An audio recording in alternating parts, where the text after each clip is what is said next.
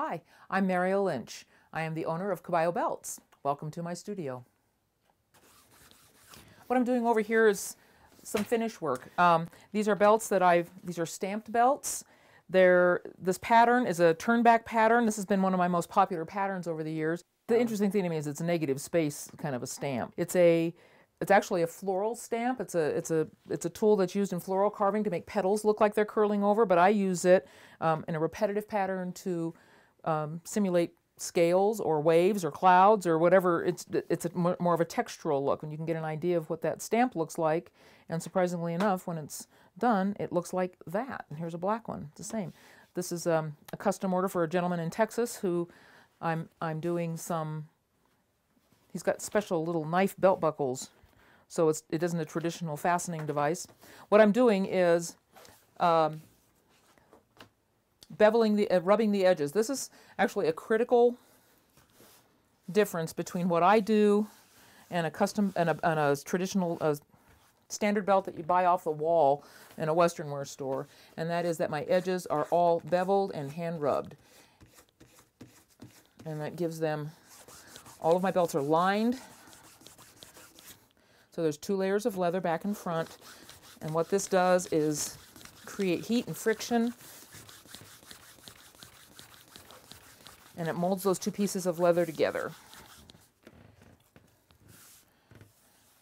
And it creates a really smooth, slick edge, so when you pull it through your pants loops, you can feel it just slide. And this is also why leather workers have shoulder problems. Also, this is a inlay braided belt. And what I do with these, and again, I need to clean up the back on this a little bit before I'm done, but I cut and bevel the string myself.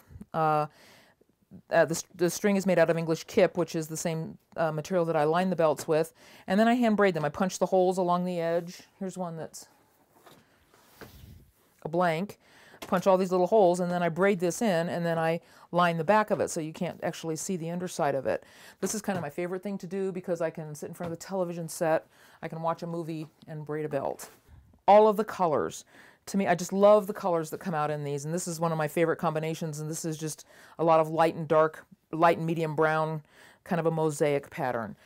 This belt is this is one of my favorite things that happens in my business. Because I've been doing this for so long, every once in a while I get a box from somebody full of belts that I made 20 years ago. This gentleman has lost weight, so I'm shortening all of these for him, but you can kind of see the kind of shape they're in after 20 years.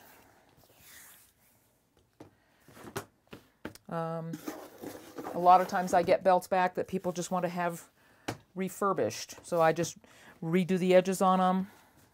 So I'm going to shorten all of these belts, and he also had a braided belt that I cannot shorten these, so I'm making him a new one. And that's, I think, one of my favorite things that happens to me is when I get a box full of belts that people have loved and worn for 20 years, and they still look this good. These are belts that I made for my dad. My father passed away a few years ago, and one of the things that I made sure that I got were his old belts. My father was a physician. Oh, here's one. This is a good one. This is a floral, and I'm doing less and less of this kind of work because my hands are getting arthritic. That's what happens when you get old leather workers.